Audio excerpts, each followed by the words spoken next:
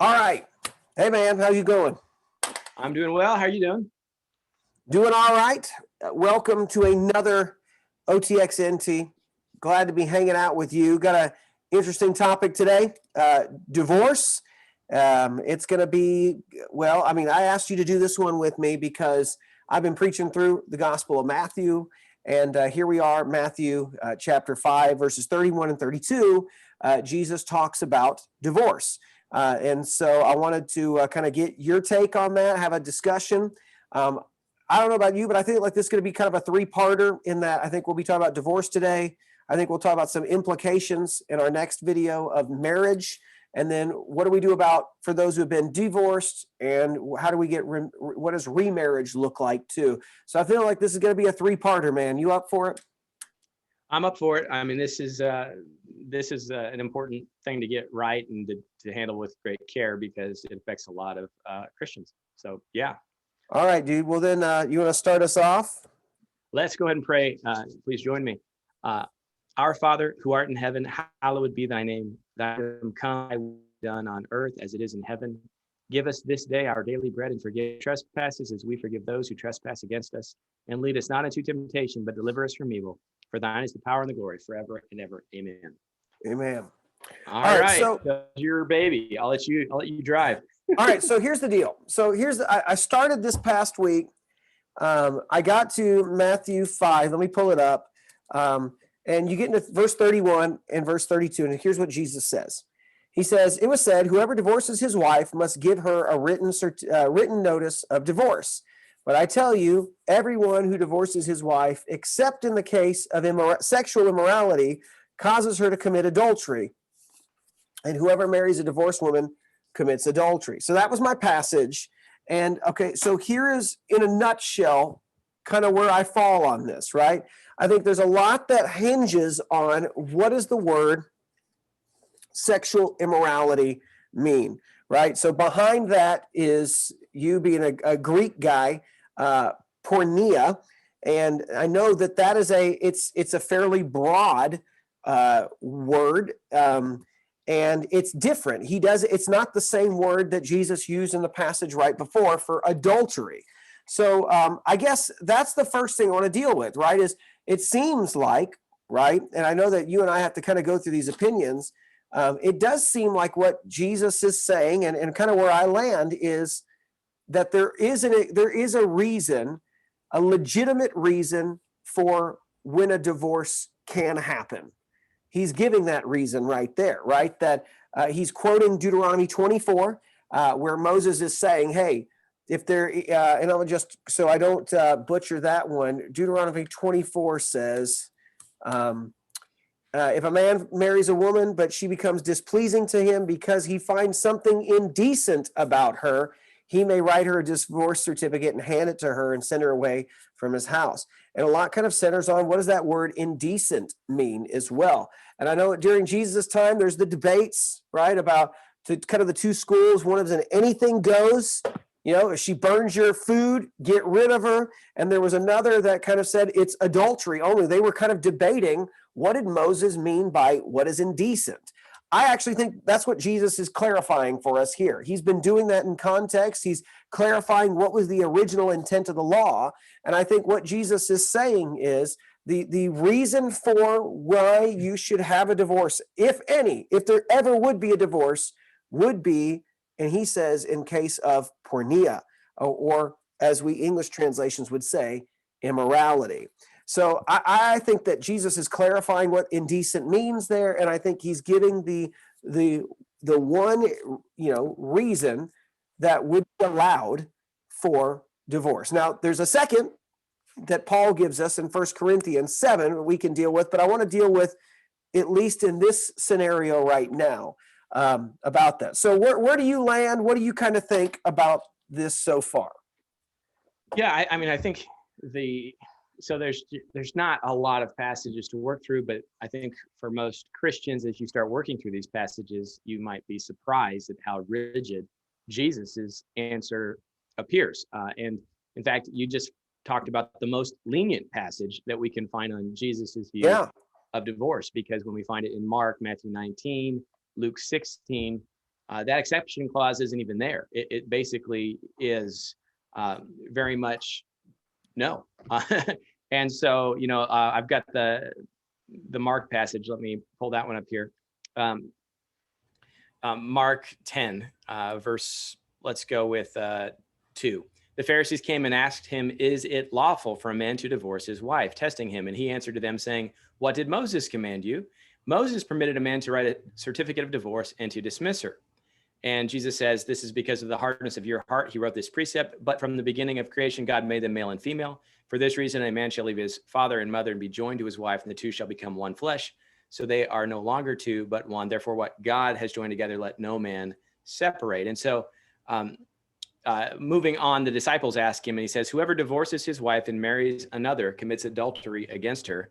And that if a woman divorces her husband and marries another, she commits adultery."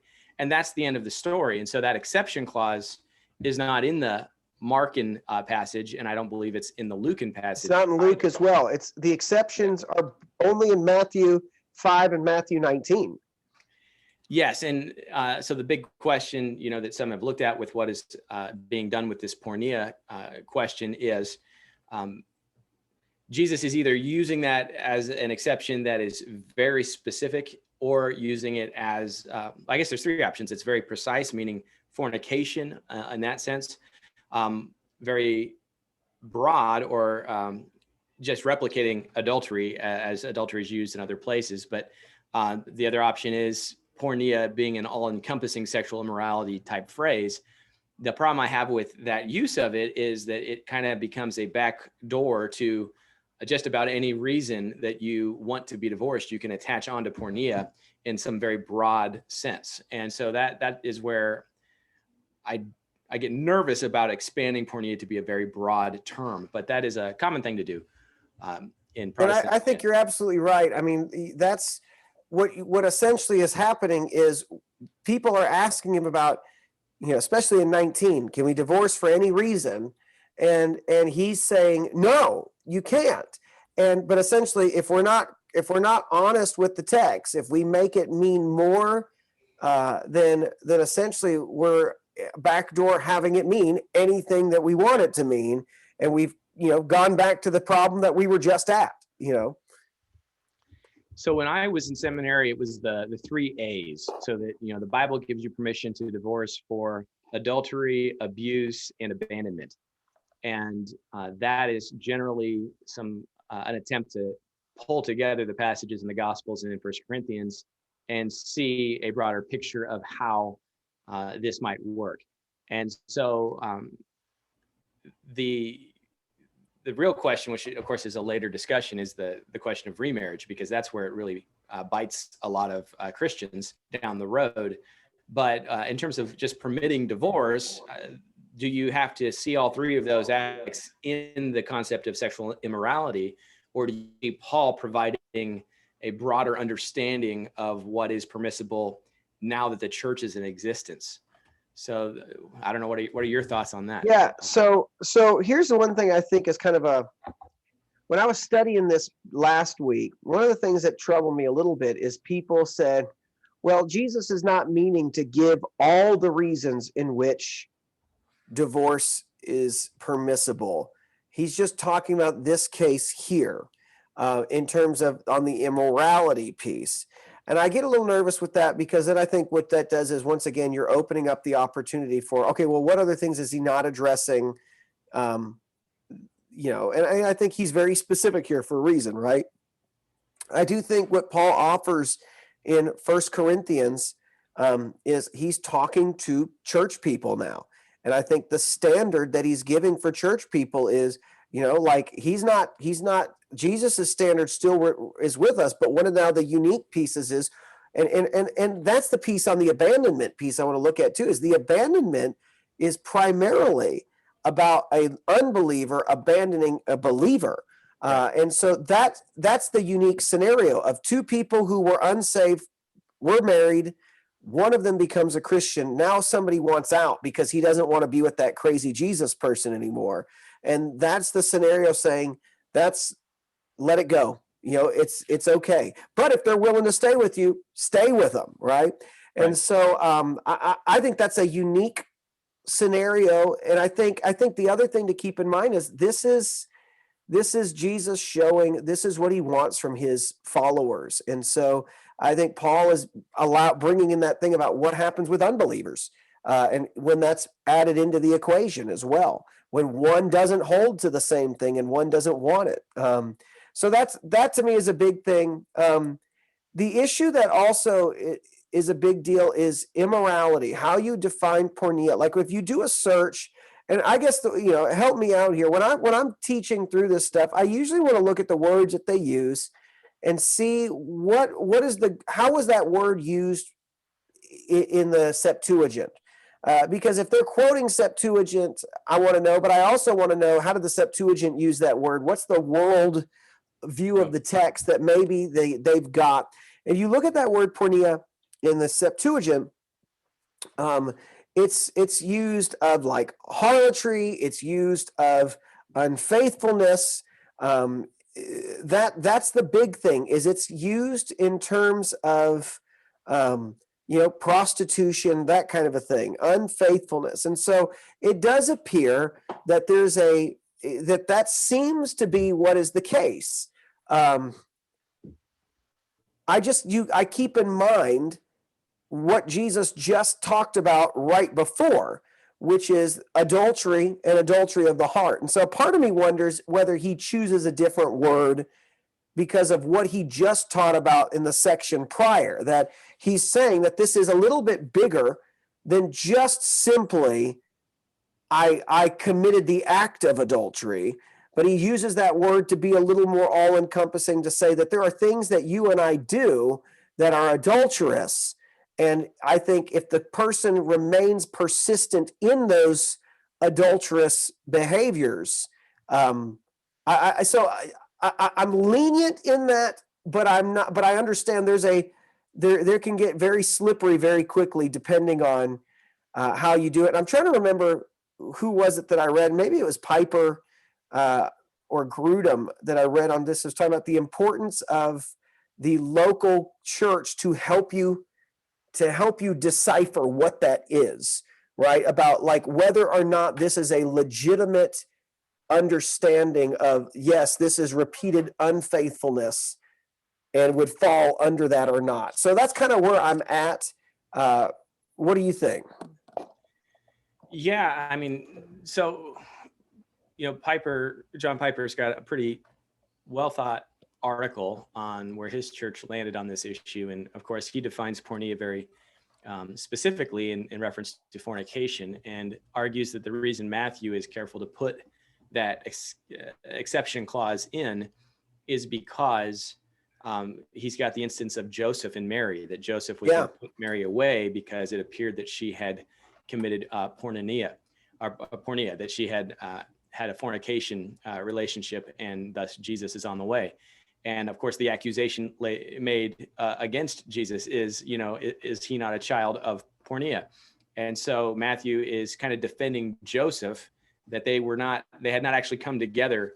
And so this would almost be an annulment rather than an actual marriage, in the sense that they had not consummated this marriage.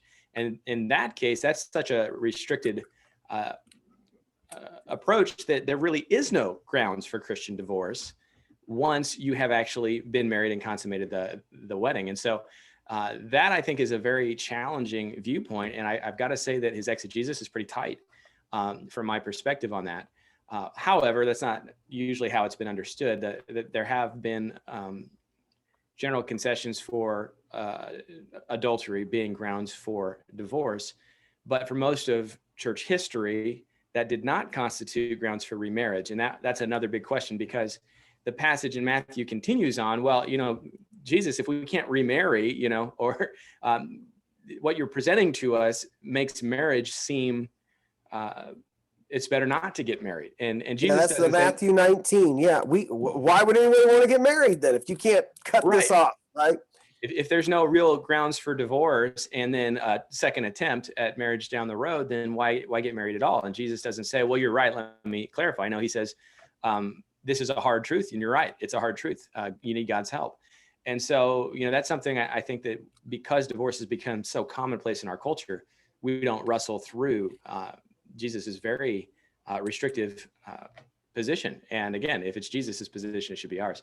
So I would be content, to be honest, if Christians today would limit divorce to adultery or limit divorce because they are, well, if they would just do that, I would be happy because it would limit the number of divorces that we have. Yeah. So really quickly, Piper, when I read Piper's article, I was swayed a little bit because I do feel like that could be the sense. To me, it's one of two. I think he makes a good argument because I think what Jesus is doing is clarifying Moses. And what Moses seems to be clarifying is that the possibility of right after you get married and you realize I've had somebody who's been fooling around on me the whole time, that seems to be either Moses is saying somebody who's been fooling around prior to your marriage because, it's been put together and you don't know the kind of person that was or anything like that. We read into it the way that we approach marriage today. It was not hey, I like you, you like me. Right. It's like you've been promised to me and our families have gotten to this agreement, but you've been a sleaze all the way up to this point, right?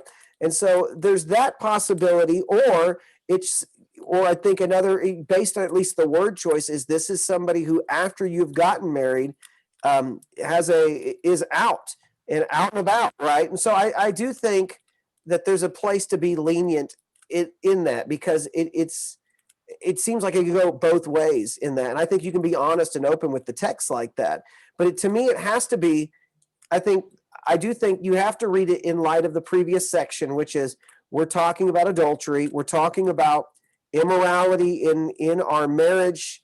And I think that that should scare some people about your actions. Oh, it's okay. What I'm not really doing is hurting my wife or my spouse. I'm just, and I don't need to change these things. Like, no, I think you should, because that's a pretty serious thing you're doing.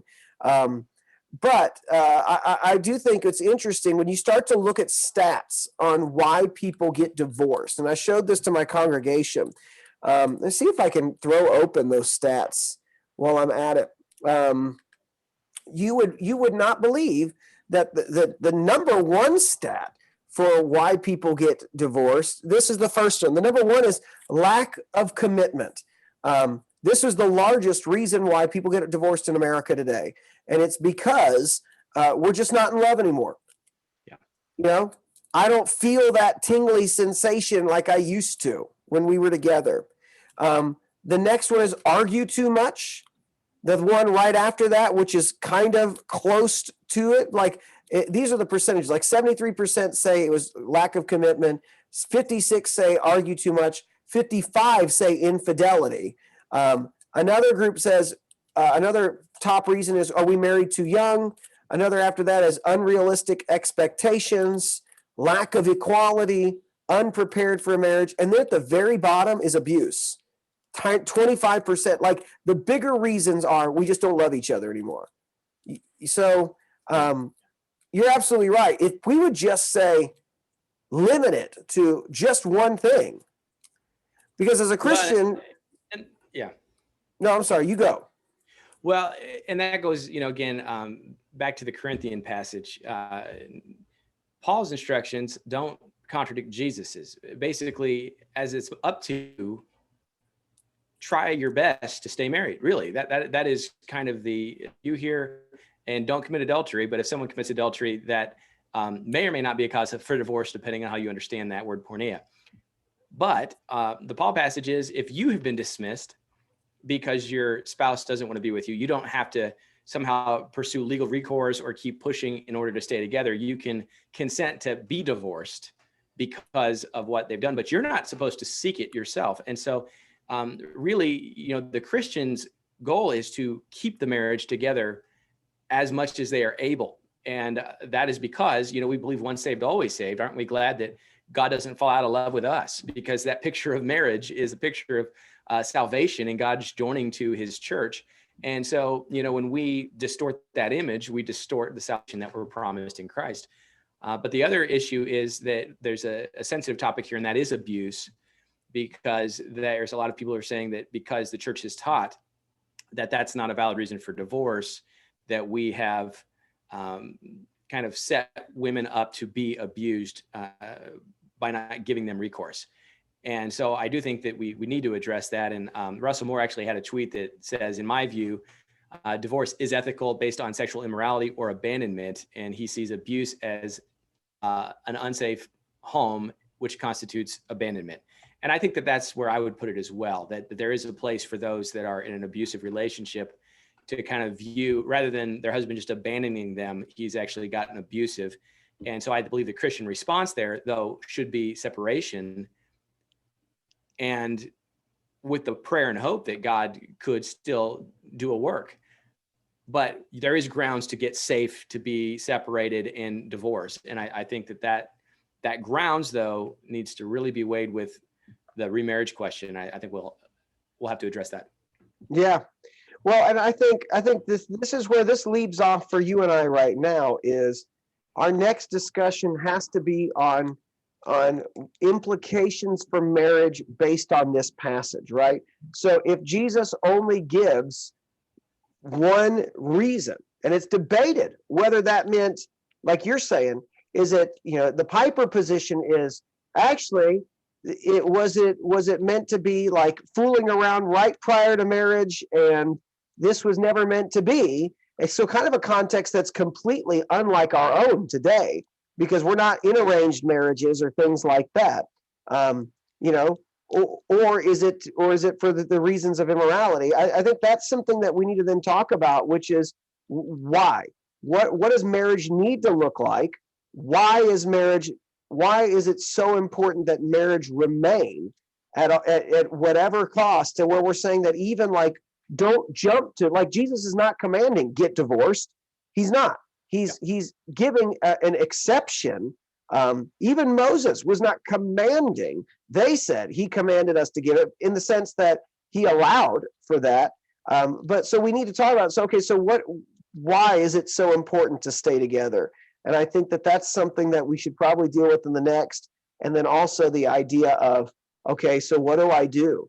What do we do if we've got somebody who's divorced and they want to get remarried, right? What is the biblical position on that? Or maybe they're divorced and they're already remarried. What is the biblical position on that? And so we need to deal with those necessarily, but let's do that for another time in the next one. So do you agree, though, abandonment, abuse, adultery are grounds for divorce? Or those would be conflicted? So, yeah, I mean, it comes down to is on abuse. Is abuse in 1 Corinthians 7? And I know that I think Wayne Grudem has said, I know that based on word choice of Paul, he believes that that's part of the interpretation of what that is, that it's there. And so, I think that that's a little, but here's the thing, I don't want to make that one broad either. And so I do think that, what we should say right now is some of this gets murky. And I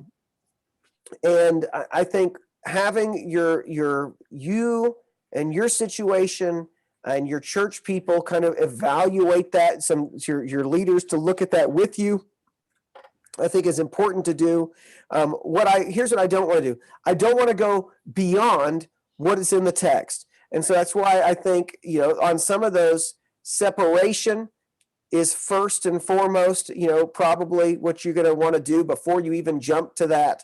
But yeah, I think I'd like to look a little bit more on that and read a little bit more on the 1 Corinthians 7, because at least I don't see abuse in the pornea.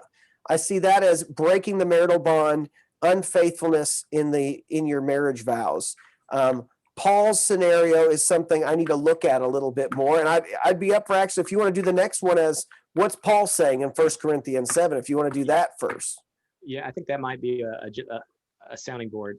But just because of the climate we're in, if you are in an abusive relationship, we want you to get safe. All right. And we don't want you to endure abuse of any kind. Get safe. No verses say stay up and put up with it. Get out. Get the heck out as quickly as possible. Right.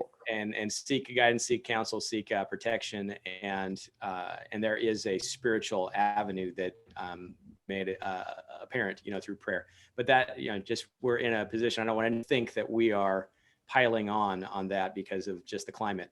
So get safe. And I do think that that's a good launch, but I think we're out of time. Are we?